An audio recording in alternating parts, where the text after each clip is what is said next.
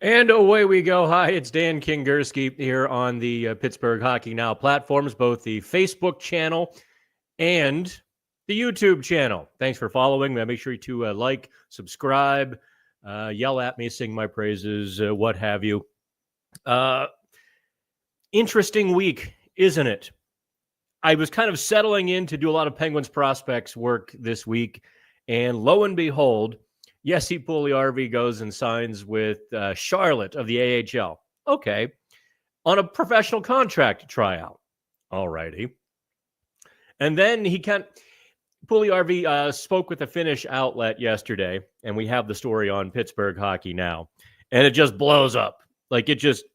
Everybody wants to know what he had to say. And honest to God, I have never seen an emotional attachment to a fifth-line player quite like I've seen to Jesse Puljujarvi. I don't get it, don't understand it. Nothing against the guy. However, some of you surely make me want to scratch my eyes out with a rusty spoon rather than look at my Twitter replies. We're going to get into Jesse Puljujarvi. This guy.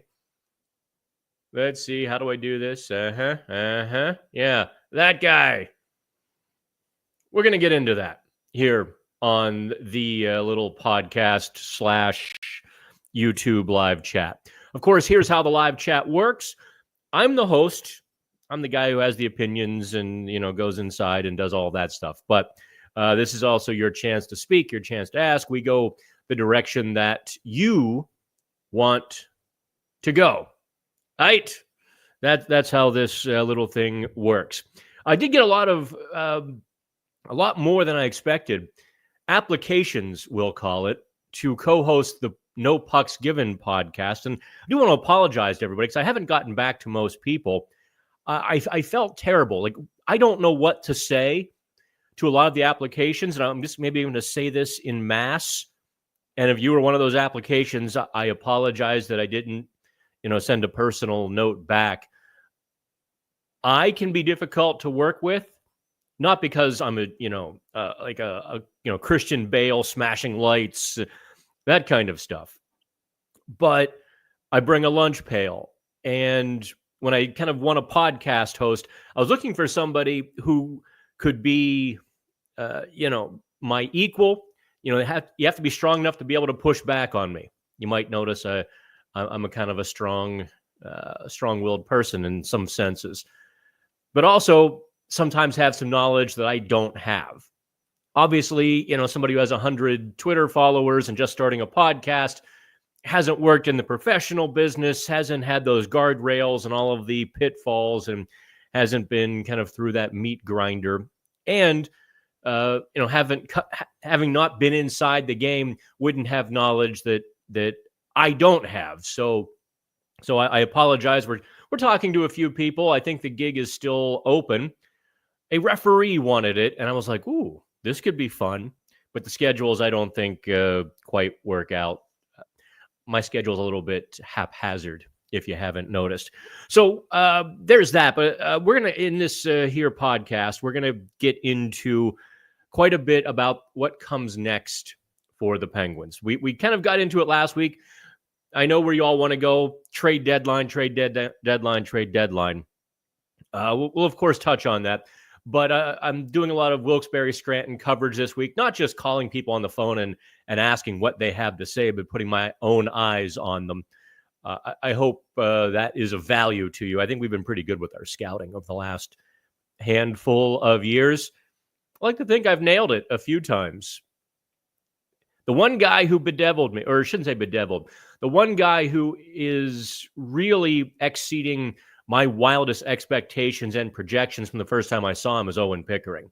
I kind of had to poke at him a bit like, oh boy, the Penguins might have whiffed on this pick. And having said all of that, he has come further, faster than anybody projected. And he's going to be an NHL defenseman here within weeks, if not next season full time. So we'll talk about, projections. It's also the Pittsburgh Hockey Now Roundtable, which I don't know if you've had a chance to check out yet. I should pop it here. It was basically an excuse for me to ask our other Metro Division writers what they thought of the Penguins. Let me put the link right here. What is that? What is? I don't know why my YouTube is on. Okay, hang on. I'm posting the link for y'all right there. It is. I need more hands. I'm going to share the screen so you can see it. There's the PHN roundtable.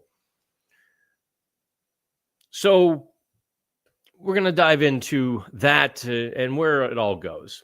Let me start. I'm going to start with a couple of questions here, though, because I think that's what I should do. Because I keep getting like half an hour behind.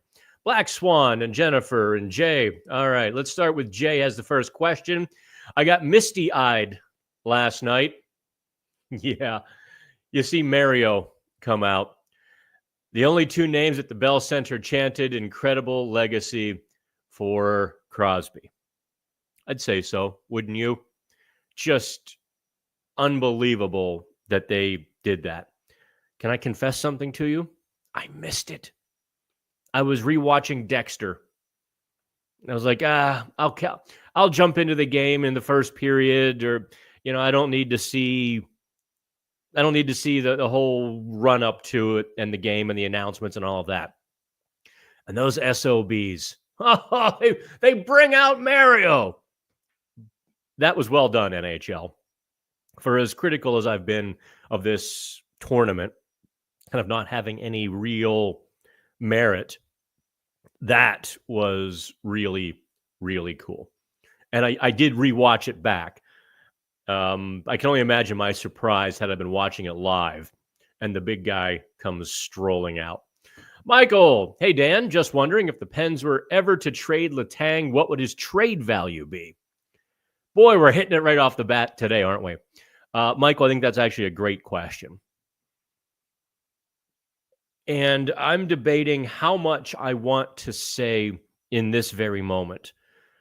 My gut feeling has been for about a year, if there was one of them to go, it would be Letang.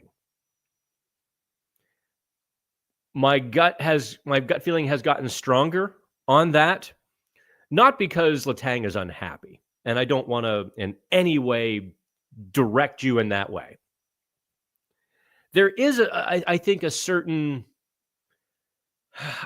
certain disappointment right now with Letang, be it in his game, which I see dropping off. I think this has been the year that he lost a step. I think it's visible. It's visible to me. I don't know that there's an injury, but that could be as well. You never know. He comes back next year. He's fantastic. He comes back after these 2 weeks, rested and healthy, and he's got that step back. Like, oh, it was something nagging him. I haven't sensed a happiness with him. I've kind of sensed he's been a little bit surly this season, to the point, it's. I don't know if it's the losing. I don't know if it's his play, whatever. So could he be traded? I have said this for all three of the championship core. They should want to be traded. Marc-Andre Fleury enhanced his legendary status, his legacy, by being traded. Wayne Gretzky has statues at 2 different arenas. It's okay. You don't have to finish in the same jersey, but they decided a long time ago they were going to blah, blah, blah. You know the story. Malkin's got 1 year to go. Maybe 2 if he signs a 1-year bargain deal. Maybe 2 years if if they need a left wing for Sid and that seems to fit. Because I don't think Malkin is done. I think he's done being a premier second line center.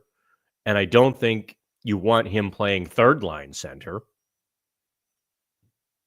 I don't know. That's what would Letang fetch? That really, Michael, that is an impossible question to answer, only because I don't think he's been on the market. I don't think other GMs really would know what to value him at because of that contract. 3 more years after this year. So you're stuck with him.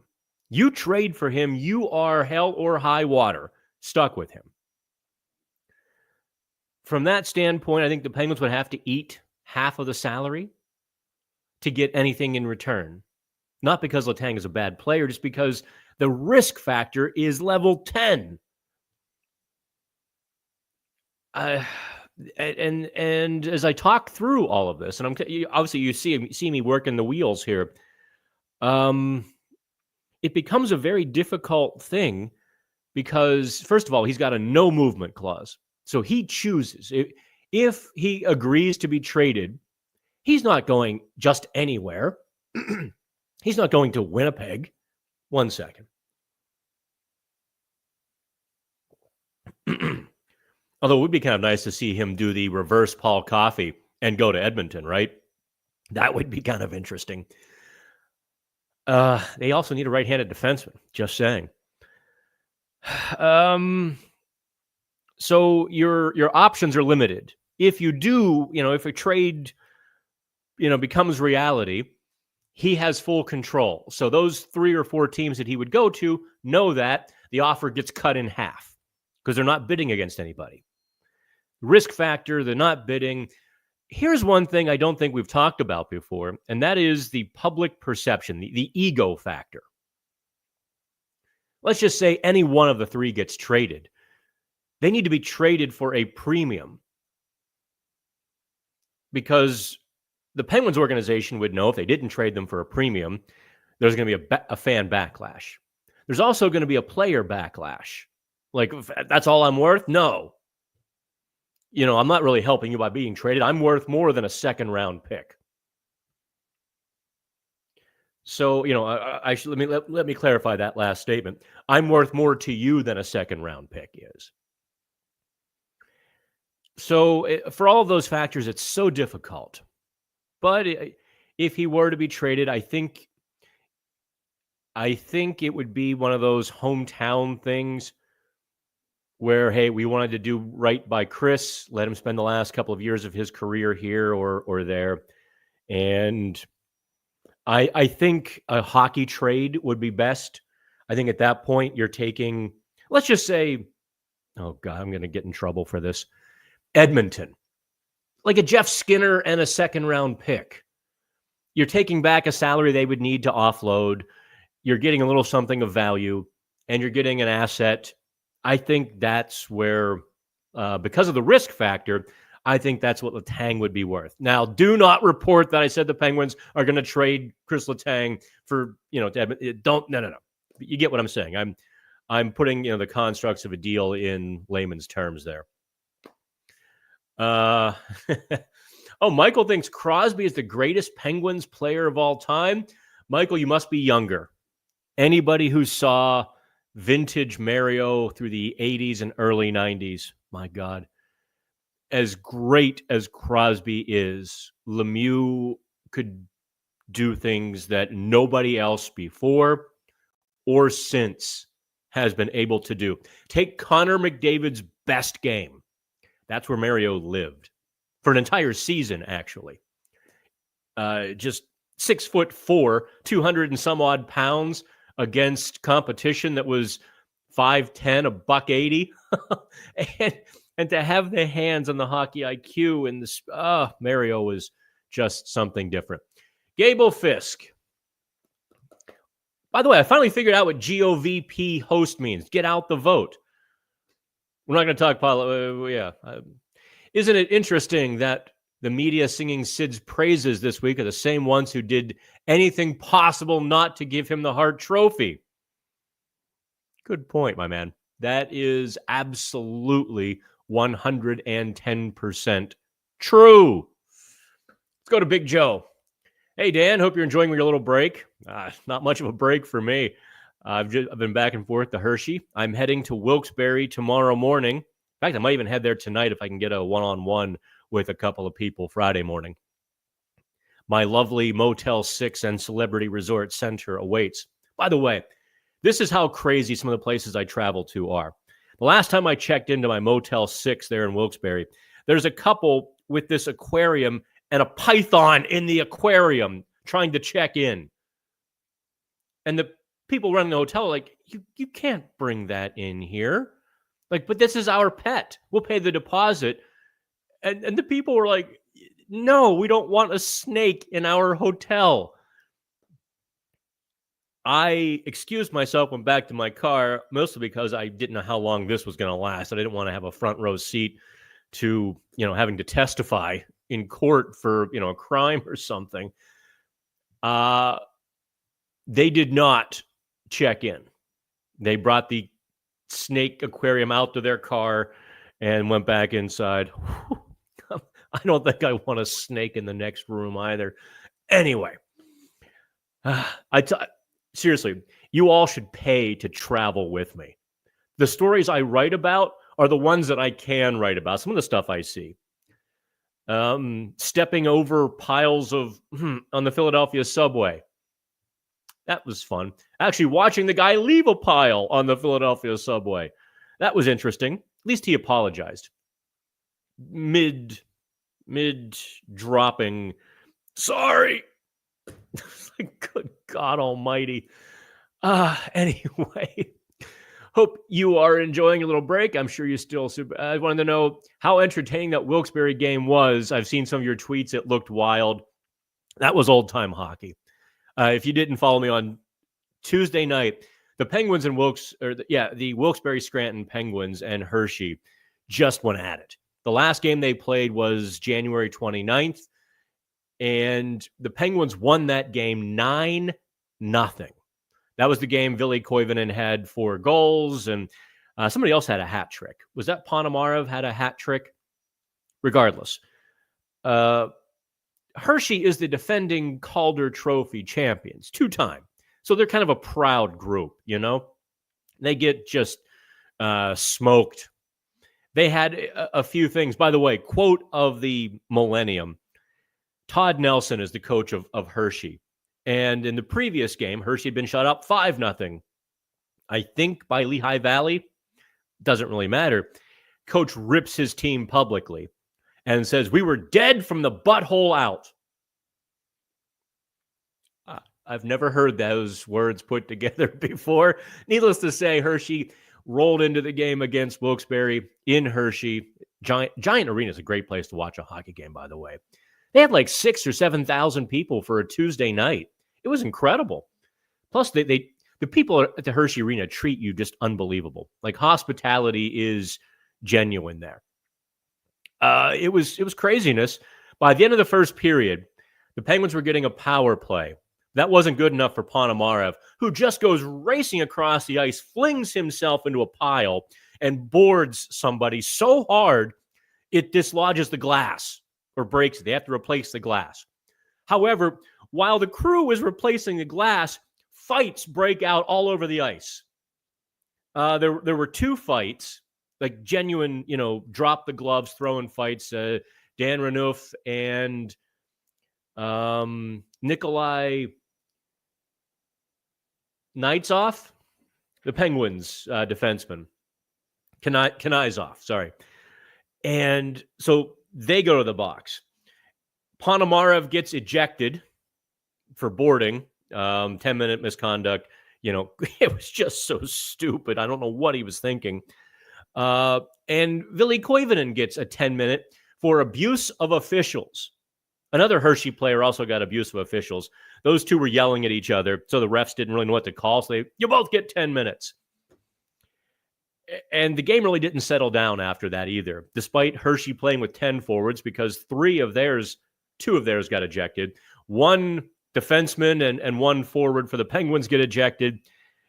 It was truly like going to watch a game in Johnstown years ago, the ECHL. It was just all pandemonium. And then to end the game, the Penguins are down 5-3. They had a great third period. They were kind of poo the first 40 minutes.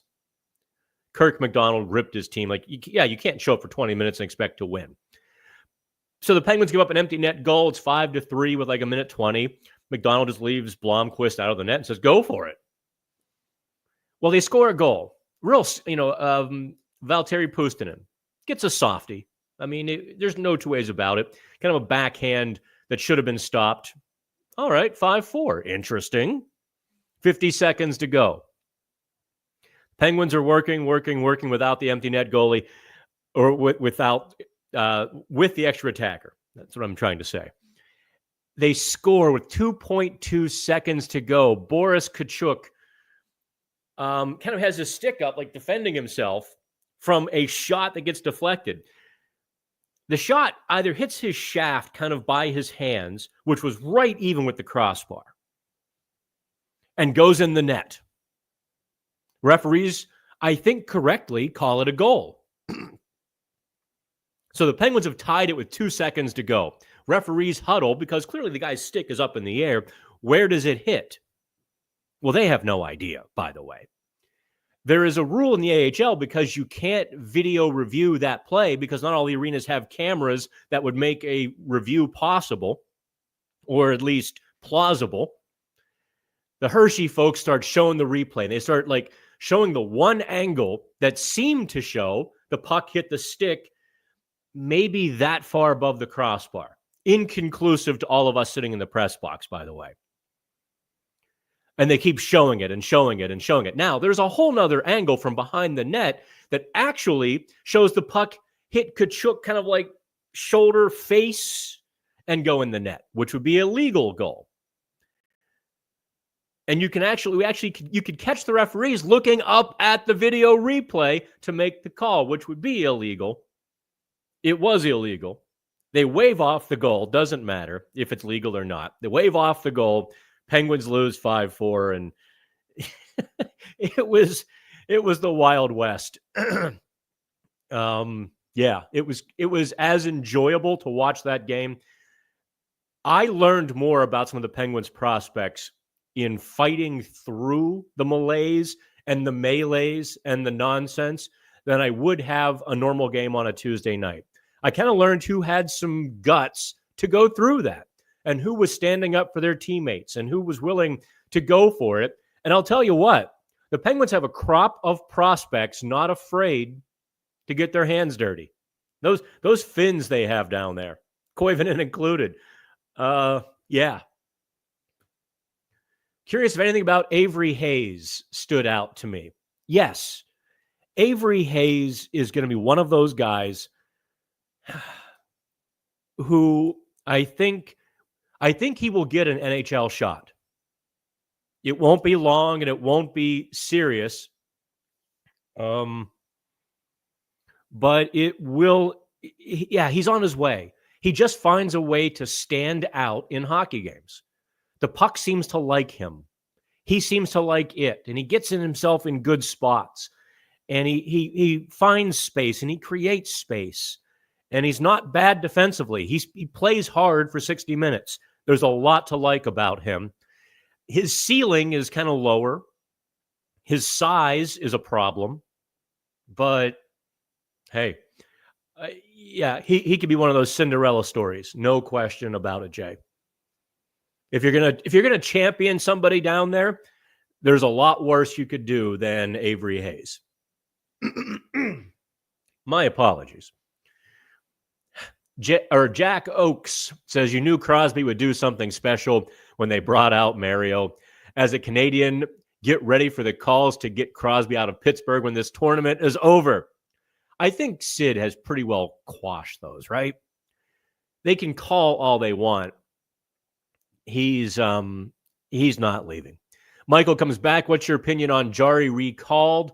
Listen, Jari was not recalled for the purpose of being recalled to play NHL hockey. He was recalled to create a roster spot for Joel Blomqvist to play hockey for these 2 weeks in Wilkes-Barre to stay sharp for the NHL season. When this 2 weeks break is over, you'll see Jari go back down. You'll see Blomqvist come up. That's not my opinion. Oh, Big Joe. Oh, you're asking about Mark Madden. Oh, what did Madden say? Madden says Gino might forgo his last year and go back to Russia to play. I will leave that to Mark. I've got no inside knowledge on that. I don't know. I would think not. But who knows?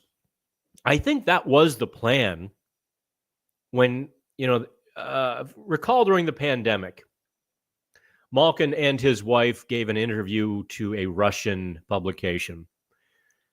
And she was pretty clear that she wanted him to finish his career in Russia. She also wanted him to leave the Penguins and go be a captain somewhere. She said, but he won't do it. So she certainly had opinions on his career. I don't know how I would find that. That was an article from 2020. I don't recall the title of it that we did, but we were maybe the only ones to pick up that article. Anywho, I don't know. I would be surprised. How's that? But I wouldn't rule it out either. I think Malkin's family would dictate that. His parents are getting older. Spend more time with his son. If all of that were possible, I think so. How's that? But I'm not going to predict it. Tanger's hockey IQ is still as sharp as ever. It's just his hockey body can't keep up. Mistakes aren't mental. He's just a step behind. Wonder if he'd play forward. Well, he won't play forward. I think he's making less mistakes this season because of adjusting. He's letting P.O. Joseph do a whole lot more work. That's for sure. And maybe that was a bit of a problem. Marcus Pettersson, as good as Pettersson is at a lot of aspects, Pettersson isn't a skater.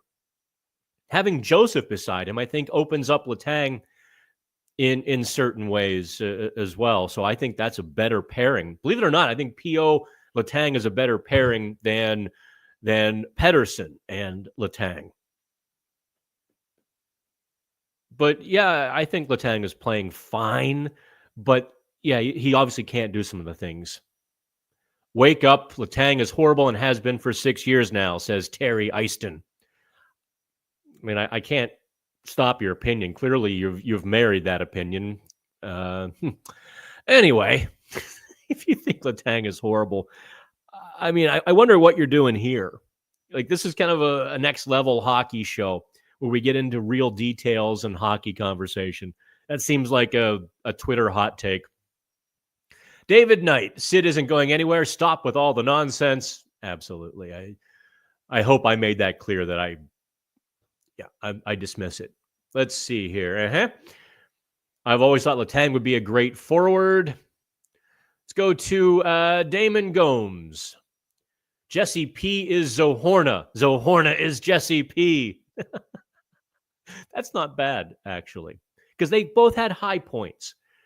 And people say, okay, use them more. And then the Penguins would use them more. And those high points would go away. And then people would blame Mike Sullivan for somehow not making a player more consistent or more dedicated or more intense or more engaged or more productive. And that's not an NHL head coach's job. That's actually a really good call. Sonny, I am seeing Jared McCann's name thrown around in trade news. I think Pittsburgh never should have traded him in the first place. Would you take a shot at bringing him back?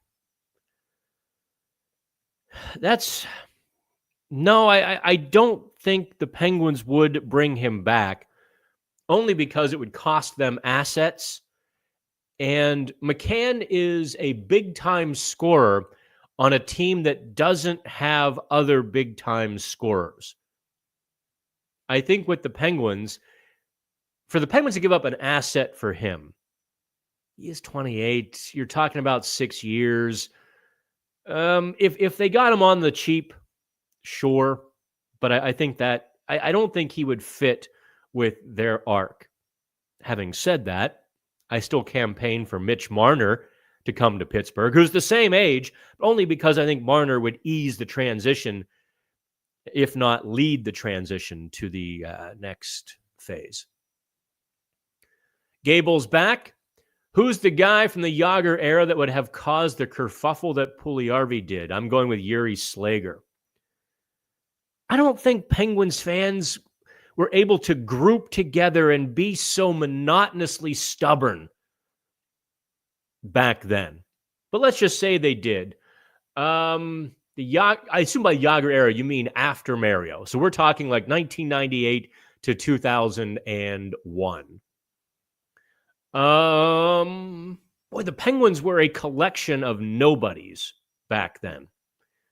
Anybody who had any hockey ability got to play. It was like a youth team. I mean, they had a team of AAA guys. Who was a fan favorite back then?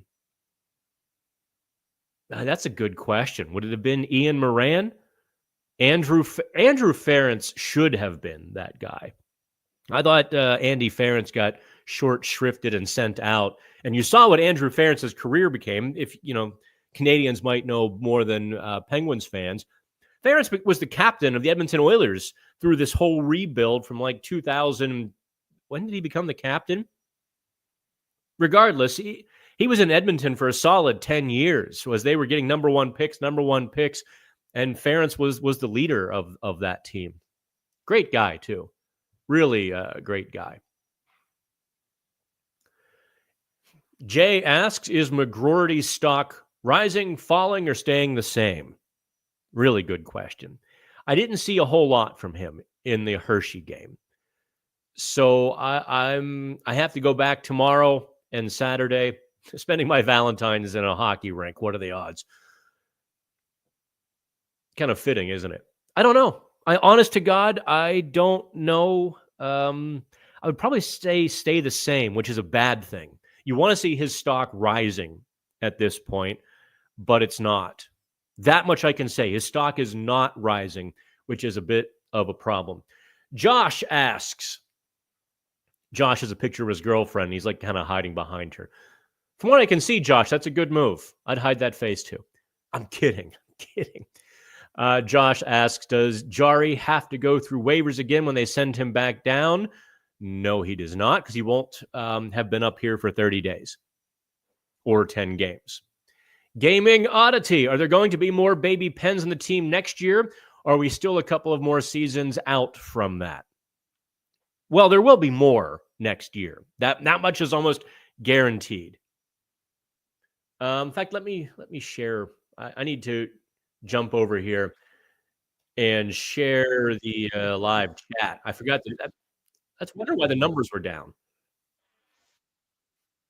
Yes, I mean, just by definition, by very default, there will be more next year. How many more? I don't know. I mean, I think you have to assume that Pickering, right?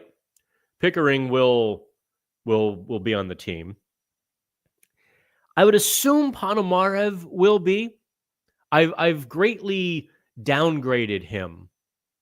I think he's a fourth line winger at the NHL level.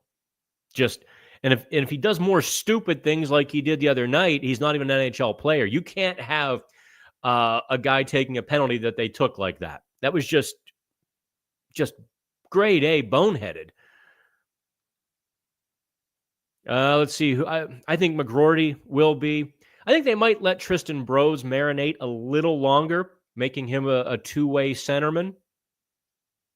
I think it might take a little more time. I haven't got the sense when I've asked about him specifically, and we've talked with various members of the organization, both in Wilkes-Barre and Pittsburgh.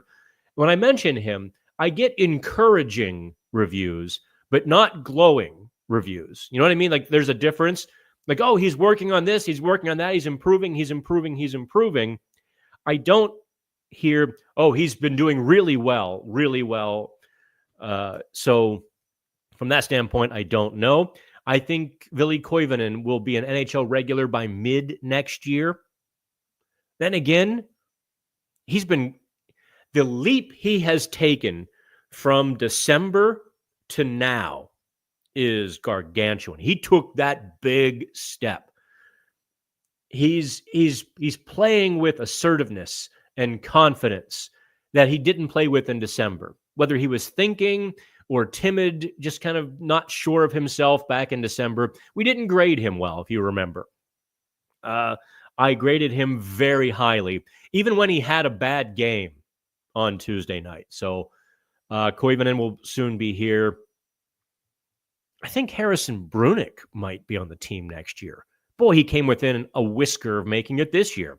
Actually, I think they should have, quite frankly, but that's neither here nor there.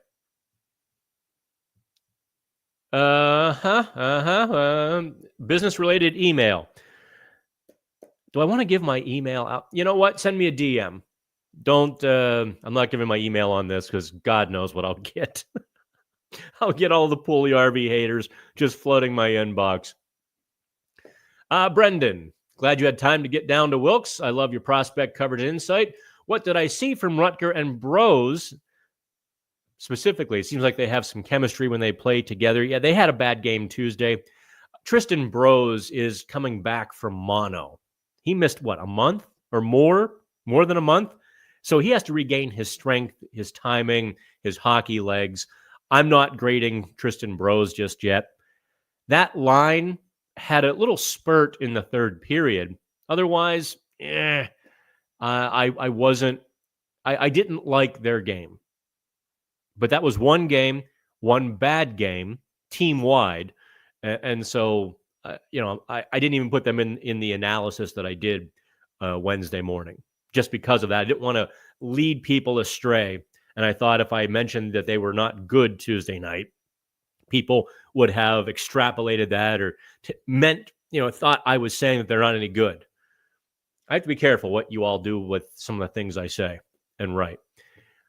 Brian says, I saw a message board that Jesse P situation reflects badly on FSG because FSG won't get rid of Sullivan, who wouldn't play Jesse P. People are crazy. Oh, I was worried where you were going, Brian. I was worried. I'm like, oh, do I have to get into this Jesse P stuff? That is correct. They played Jesse Puljujarvi 26 games this year, including 5 after he cleared waivers. That's 5 more chances. All right, go show us what you got. Here's your chance. And in none of those 5 games was he anything more than background noise, wallpaper. Just and that's listen, like what do you want from a team? Just because somehow you're emotionally attached to a guy doesn't put the responsibility on the team to put him in there. This was Alex Nylander on steroids.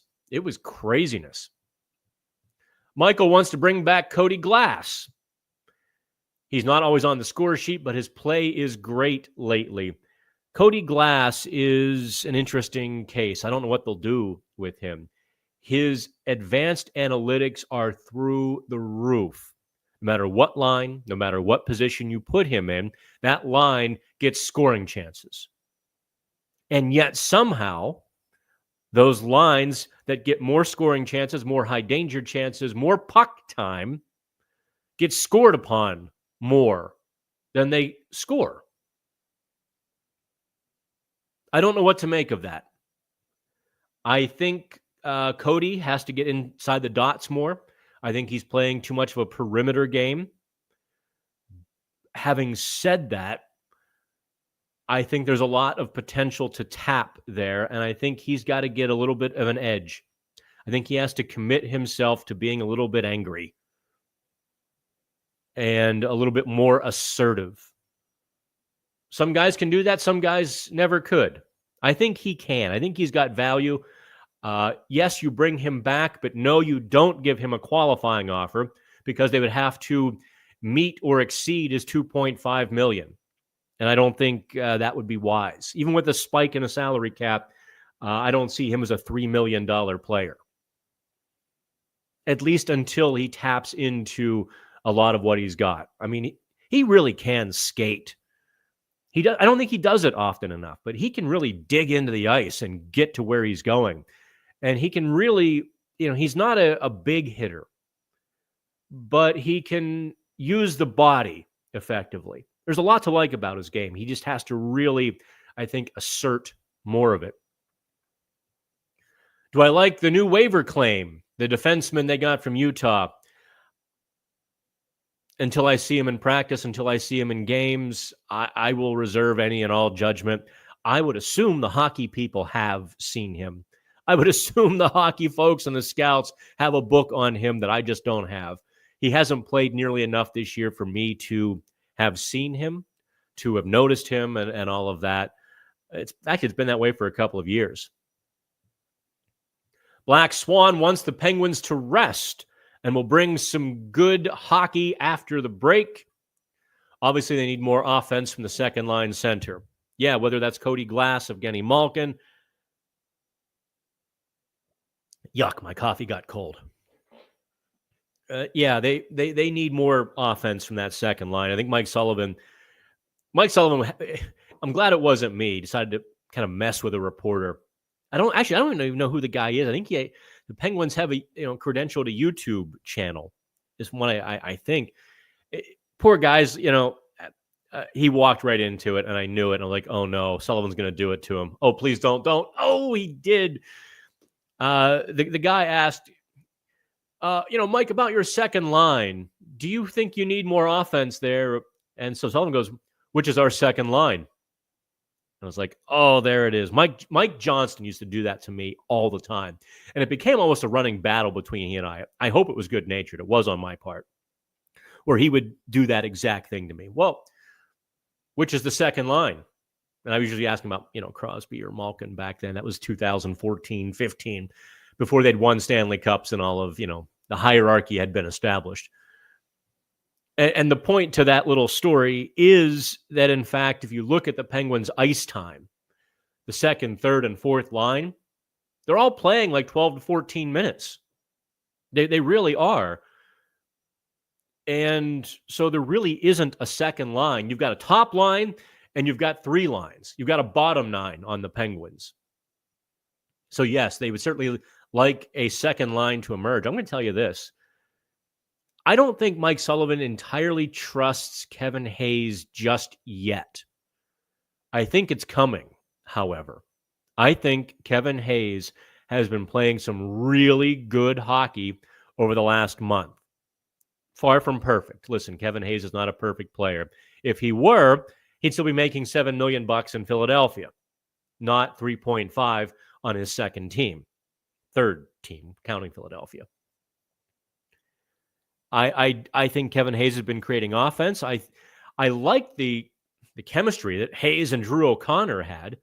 I like the line. Listen, I love the line in New York with Bemstrom, Hayes, and Tomasino. Who would have thought that? If you had told me at the beginning of the season I would utter that sentence, I would have laughed.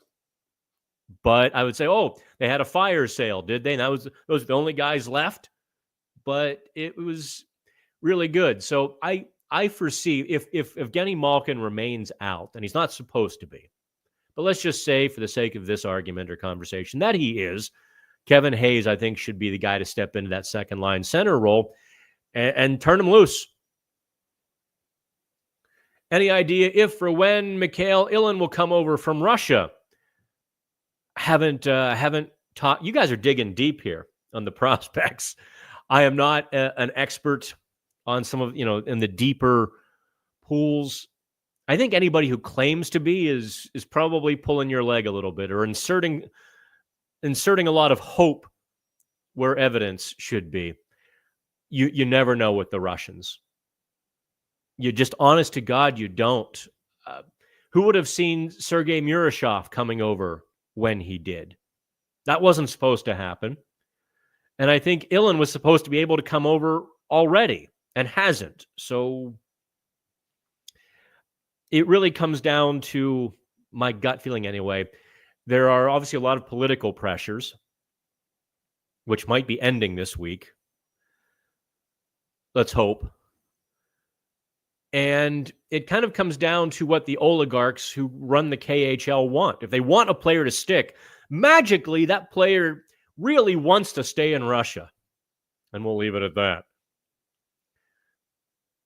Flux.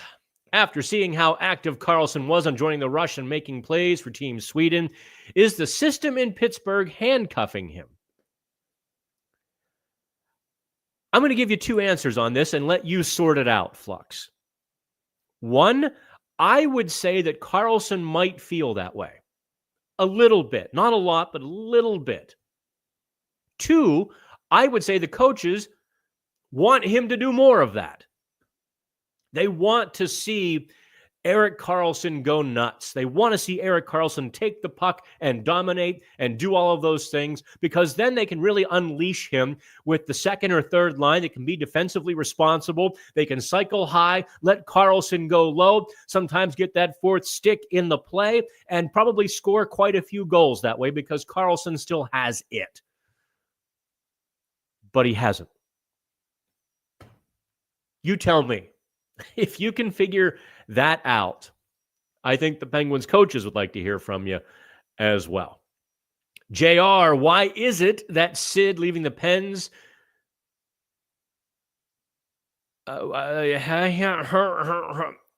Wait, I'm trying to make sense of what you said here, JR. Why is it that Sid leaving the Penguins is the only option for these knucklehead commentators and Toronto reporters? Is it underlining hate for Dubas? No, I think even before Dubas, they were talking about trying to get Crosby out of Pittsburgh, right? I think that's the Toronto way. I think Toronto is always... I mean, come on. The running joke for my entire lifetime is every player wants to play in Toronto, yet somehow none ever do.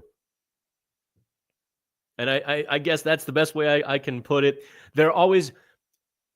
Canada, and I want to say this lovingly, not angrily or any sort of critique.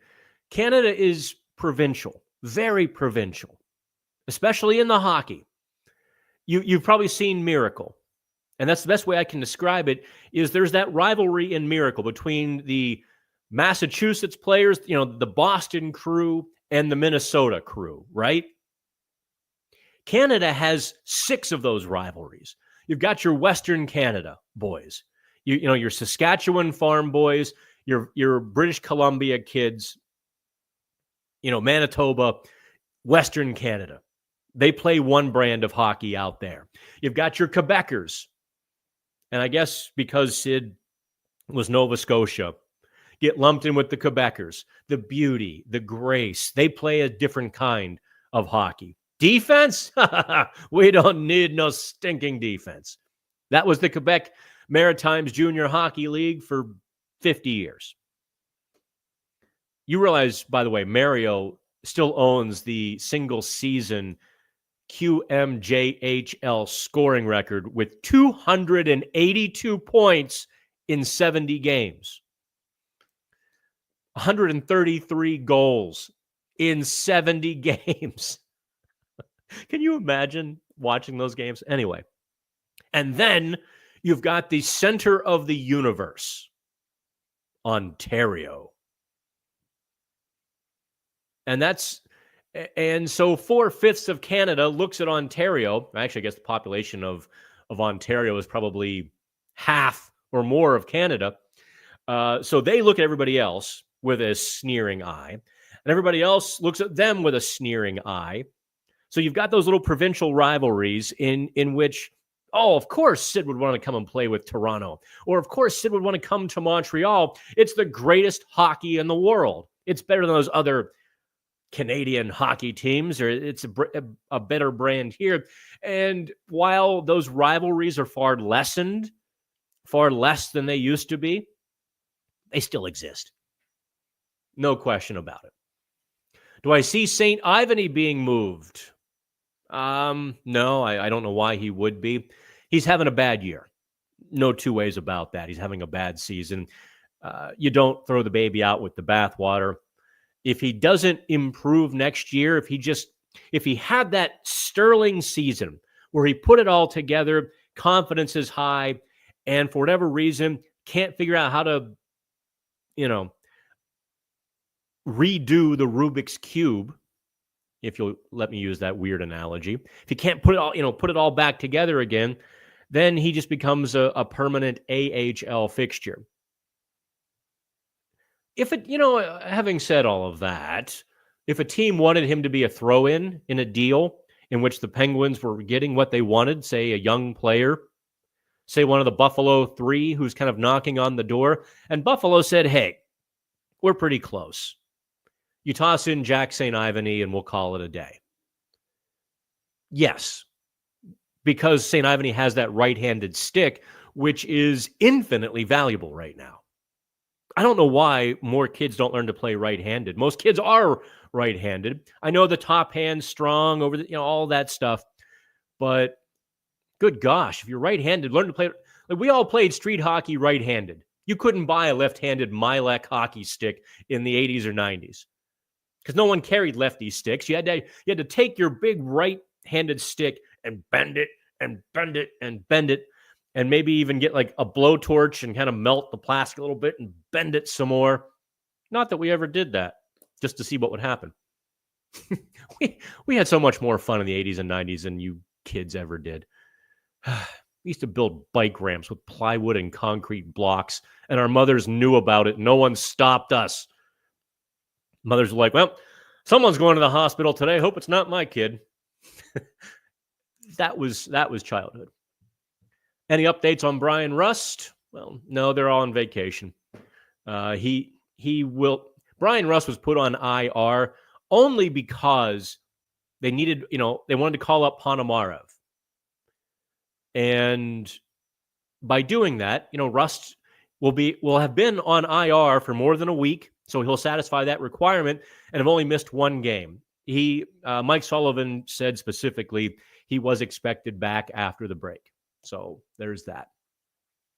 Flux back. Do we get a new second line center for next season and let the two-headed monster run rampant for Gino's final season? Here. I fully endorse that idea and that philosophy, that premise. If I were, if I had $1 million, I suppose, right? But if I think there's a lot of merit to that, especially if you're going to trade Rickard Rakell this offseason. If you do trade Rakell, I think that's imperative to get a second line center so that teams don't beat up on Crosby and Malkin on the first line. Just load up their top defensemen and their checking forwards and tee off all game long. You want a second line to take some heat off of the top line. So if I'm being honest, this is where I see Mitch Marner. Just saying. I don't think Mitch Marner would come to Pittsburgh, and I don't think the Penguins would spend that money at this point in their life cycle unless they get a great return for Rickard Rakell or somebody else. They get a great return maybe, or a good return on Erik Karlsson. They feel like they're on the upswing of their rebuild. They feel like they can't sell anymore, and they have to begin building up. Then a good second-line center / free agent makes a lot of sense. Chicken a la King. You guys, I had notes here to get into stuff on the show. You guys are filling up the time here. That's good by me. I read that Tampa Bay is interested in both Rakell and Grzelcyk. Another package deal forthcoming. Well, Chicken, I'm not sure where you read that. I think I've mentioned that that Tampa Bay could be a landing spot for those because it fits. To my knowledge, no one has reported interest. So let's get that out of the way. And if one of the national reporters has, in fact, reported interest and I didn't see it, that's my bad, and I apologize. Who knows? I think Dubas is a much better GM at making trades than he is on the free agent market. I think that's been kind of proven, which is the exact opposite of the last guy. I thought Hextall got fleeced in some trades, except for the Rickard Rakell deal. He did pretty well on that one. Then again, well, no, you know what? Let me rephrase that. I think Dubas, outside of his first 2 months on the job, did very well, or has done very well. His first 2 months are still an albatross around his and the organization's neck. His first 2 months are Tristan Jarry, Ryan Graves. And if you really want, you can put Erik Karlsson in there. I don't think Erik Karlsson is in any way an albatross. I don't think he is delivering $10 million of value. I think if they had it to do over again, they might do things a little bit differently, try to find a way to keep their first-round pick, because the kid who went for that first-round pick, Buffalo grabbed Helenius, however you pronounce his name, the kid from Sweden who looks pretty good with that 14th pick. So, I think that's where the I think that's where the pick wound up, right? In Buffalo, I think it was Helenius. If I'm wrong on that, just yell at me. But was that a nod to Blues Traveler? Which line? They all just keep me giving. I screwed it up. You just keep giving me the runaround here. I'm sorry. Pens in Vegas on trade deadline day. How are those Wilkes-Barre kids going to handle the strip? I know how I'm going to handle it, and that's all I care about. EK and a third-round pick for Mitch. I don't think Mitch Marner doesn't want to be traded. He's been pretty steadfast on that he won't entertain a trade, and he really doesn't want to talk contract. He wants to see where this team is at after the season. He's earned the right contractually. It's a little bit of a out of the norm sort of move to take such full control of the situation, but plus Marner being a free agent, the Penguins would, I think, would. At that point, you're either paying a third rounder for a rental, which the Penguins wouldn't need, or you're paying a third rounder for Toronto to take Karlsson. Would they do it? Michael, I'm not going to reject your trade out of hand. Oh, if I had $1 million. No, that's not Blues Traveler. If I had $1 million, it's Bare Naked Ladies. If I had $1 million. Yeah, that's BNL, not Blues Traveler. Come on, no one I know. All right, so I got to the end of the questions. Very cool. All right, let's talk about Jesse Puljujarvi. Wait, I have to hide somebody's comment here. There we go. All right. So in the time we've got remaining, I don't want to do another hour and a half show, but we're going to go another 15 minutes or more. Let's talk about Jesse Puljujarvi, because Puljujarvi had superior advanced analytics to Matt Nieto, far and away. Puljujarvi was like 49% scoring chances, 51% high danger chances. He had 9 points in 26 games. And you're like, whoa, look at Matt Nieto. Nieto completely has none of that. Has, no points, no offense. Mike Sullivan hates young players. Oh, Mike Sullivan hates young. Never mind that Philip Tomasino, Cody Glass, P.O. Joseph. Just go down the lineup and all the young players they've used this year. Joel Blomqvist in net. And anywho, Puljujarvi had an amazing training camp. And if you'll remember that we wrote glowingly, honest to goodness, Puljujarvi was there day after day playing really well in training camp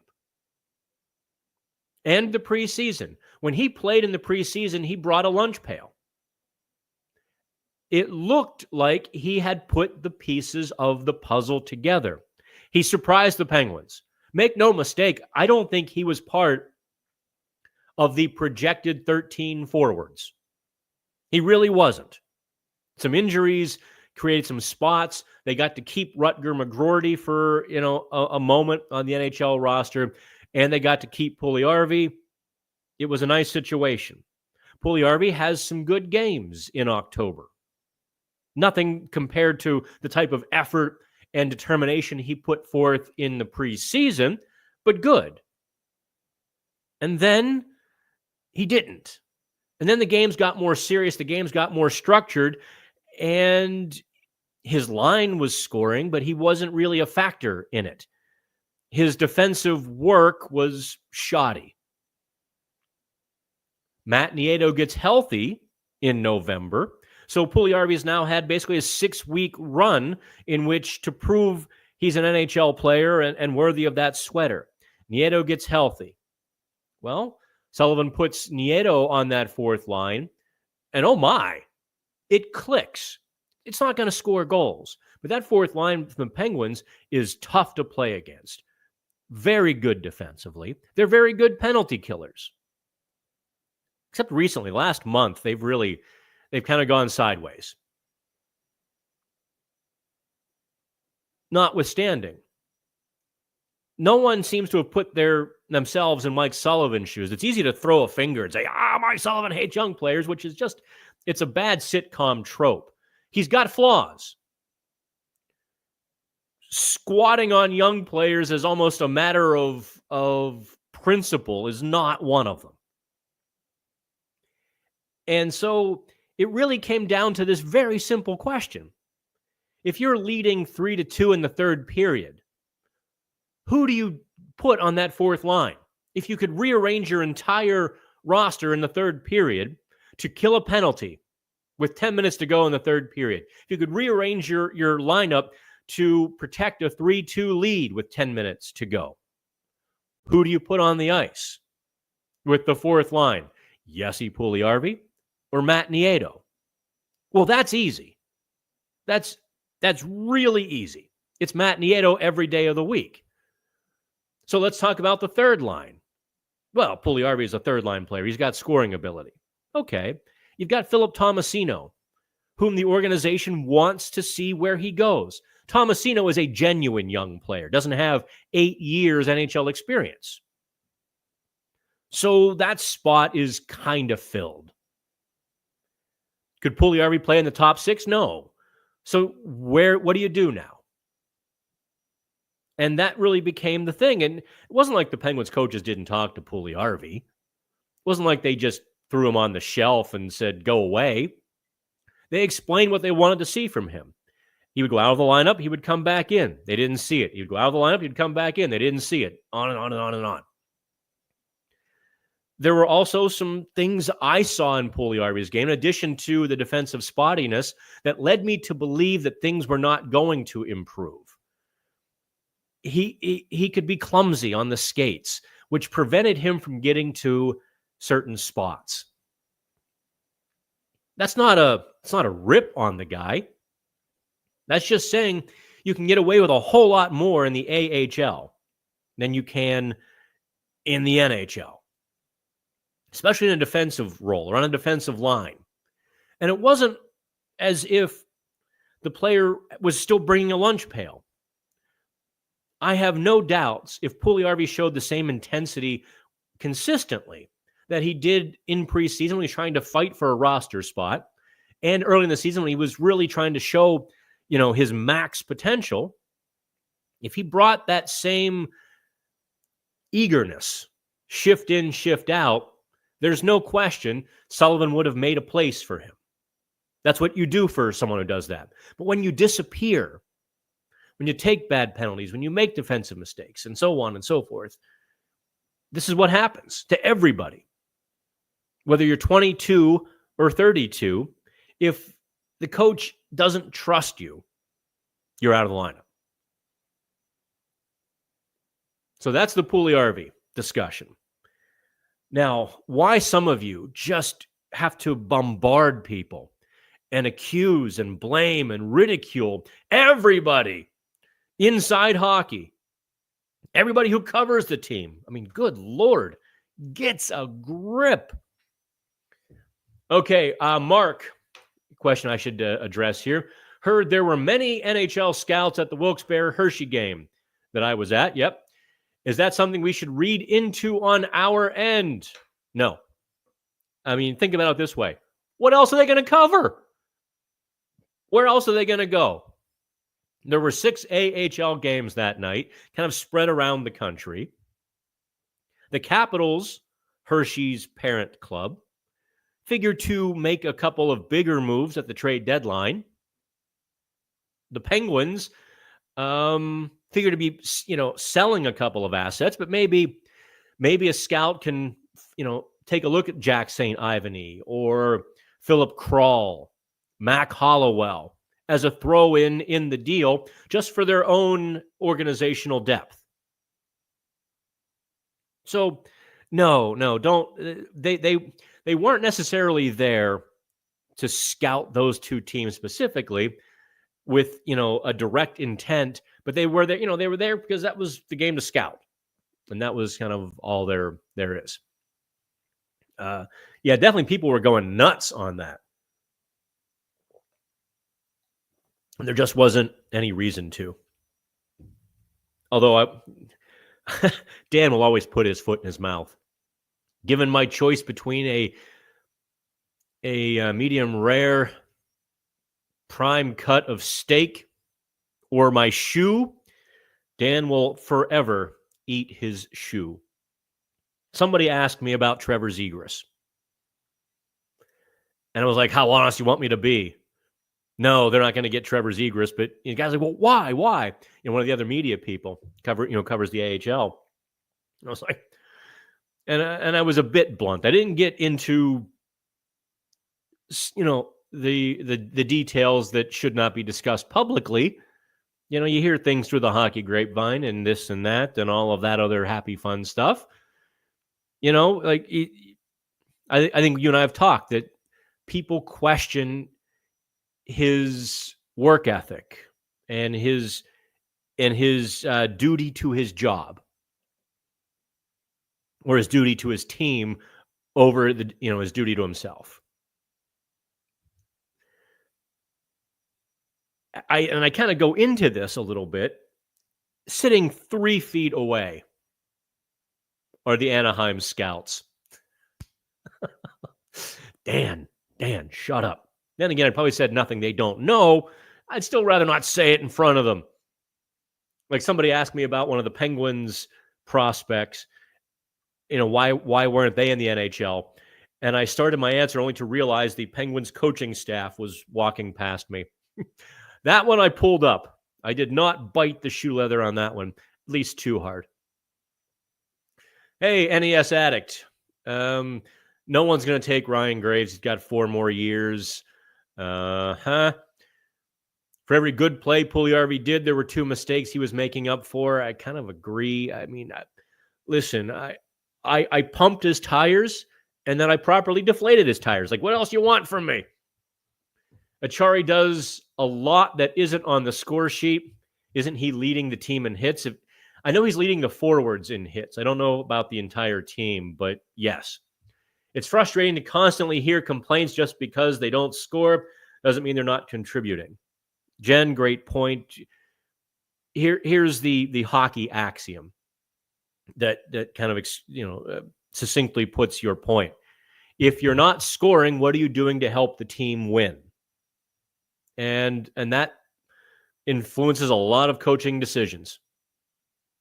Are there any more trades coming? Black Swan asks. Some new players in. Can we expect something from Dubas? Yes. What? I have no idea. I hear things. You hear things. I don't want to put nothing into it, T. I just, I heard things. I don't know if the Penguins know what they're going to do. I think the market is going to dictate. The Penguins are at a very comfortable point here. If they do nothing at the NHL trade deadline, they've already got the Rangers' first-round pick. They've already got that chip to put in their pocket, and they can gamble with other assets or even with that asset and not be any worse off. So from that standpoint, they've done their job. You would expect Matt Grzelcyk to be traded.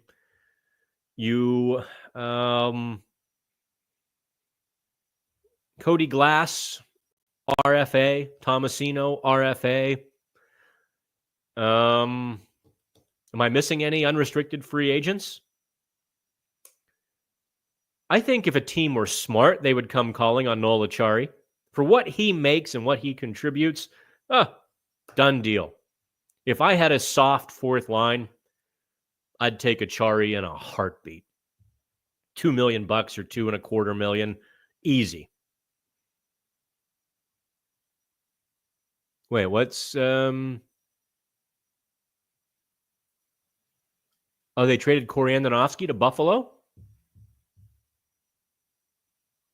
Wait, tell me this trade here. Matthias Lafreniere for Corey Andonovsky from St. Louis. Yeah, sounds like a minor league trade, right? All right, here. Wait. I just got the email from the Penguins. Let me read it. Lafreniere, 24, is signed through this season. His contract carries an average annual value of $775 at the NHL level. He will report to Wilkes-Barre Scranton of the Penguins AHL. The 6'2", 181-pound forward has skated in 33 games with the Springfield Thunderbirds this season. He has 2 goals, 8 assists, and 10 points. He spent his first 4 seasons with the Springfield Thunderbirds. He has, in 4 seasons, 21 goals, 49 assists, and 70 points in 207 career games.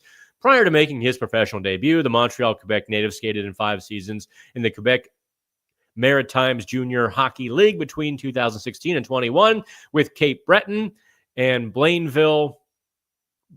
I don't know how to pronounce that town's name. I'm just Bois-Briand, Blainville Bois-Briand in 238 career junior games. Lafreniere registered 82 goals, 132 assists, and 214 points in juniors. He was a 6th-round pick in 2018 of the St. Louis Blues. Yeah, that's a nothing. I'm sorry, guys. That's you're like, oh, trade. Oh, yeah. Chicken Alley King asks, I think, a pretty good question here. Is Blomqvist's lack of starts starting to negatively affect his development? No, I don't think so. I think the Penguins will play him more after the break, but they have to be satisfied that they are out of the playoff race. That's for the team's psyche. I think as long as Alex Nedeljkovic is stopping, 94% of the shots, you ride him. Honest to goodness, if Edmonton, first of all, Edmonton has to remove cranium from posterior. Edmonton has to know that Stuart Skinner is not a guy you put your chips on. Yes, they got to Game 7 last year. Stuart Skinner can get hot, but he can also get ice cold and absolutely kill you. If they don't, they really need to get John Gibson. But if they don't get Gibson, they have to look at Alex Nedeljkovic as this bargain option, a 1A guy who could jump in. What would Edmonton give? So is part of riding Nedeljkovic to showcase him? I don't know. That theory would be plausible. Also, I think Mike Sullivan loves Alex Nedeljkovic and his communion with the team. I think Sullivan feels like, in fact, I know Sullivan feels like, with Nedeljkovic in net, he's got a little bit of a scrappier team. And that is right up Sullivan's alley. So, no, but I don't think it's hurting Blomqvist's development yet. Now, if Blomqvist sat through the entire month of March, I'll tell you, yeah, that's not the best use of Blomqvist. At that point, you recall Tristan Jarry and let Jarry ride the pine rather than Blomqvist. So from that, I think you'll see more starts from Yol. Will there be more? Yes, trade alert. Dun, dun, dun, dun. Yeah, that was pretty good. You all called that one. Could we see Ryan Shea being moved for a 2nd-round pick or maybe more? Whew, that's no. Ryan Shea, great guy, solid depth defenseman. He's the kind of guy you keep around. What did Chad Ruedel go for? A 2027 4th-rounder, and that was because Ruedel has a right-handed stick. You're not going to see Ryan Shea traded. You know, 5th round pick you get for him. Again, he's one of those guys that maybe seals a deal if the other team needs a 7th defenseman or something like that. I wonder if Shea is, a little better than Ryan Graves, or will be a little better with Ryan Graves. But they got the kid from Utah, so I think he'll get a run too before Ryan Shea does.